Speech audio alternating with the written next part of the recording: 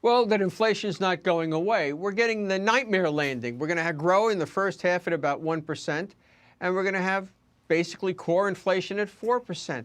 You know, Chairman Powell likes to look at services because that's where wages really push. And we've been hearing about how shelter's going to come down and save us. If you take energy and shelter out of services, inflation is 4%. That's not 2%. That's double what you want. If this is a soft landing, well, gee, I don't know how landing without wheels is a soft landing, because that's what this feels like. So if it's not a soft landing, what is it? A recession? A failure. Is it a recession? Failure. No, I don't think so. I don't think we're looking at a recession, but the Fed's got very little wiggle room to cut interest rates. It really can't at all. This is very bad news for Joe Biden. Remember, people are going to make up their minds by about July as to whether he's worthy of another term.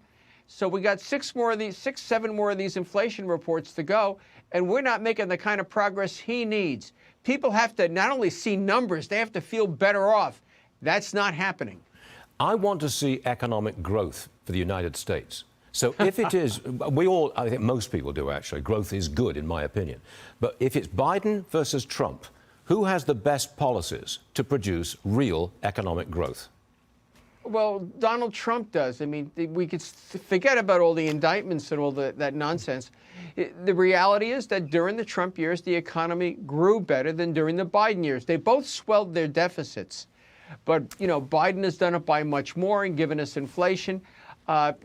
Basically, favoring the automobile unions doesn't do much for American growth. BYD can put a car on the road that costs $25,000, $30,000 and doesn't go on fire in your driveway. General Motors has not solved that riddle yet.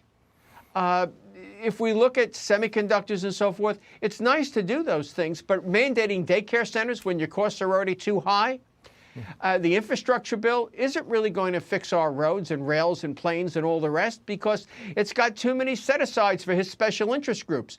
I mean, we have a model of Joe Biden if we really want to look to history. Bosch Tweed. Oh, that was cruel. I'm afraid. No, it's not cruel. Look at the way they did business there. Well, and look at the way accurate. this guy does business. Okay, These prices come from someplace. I got it.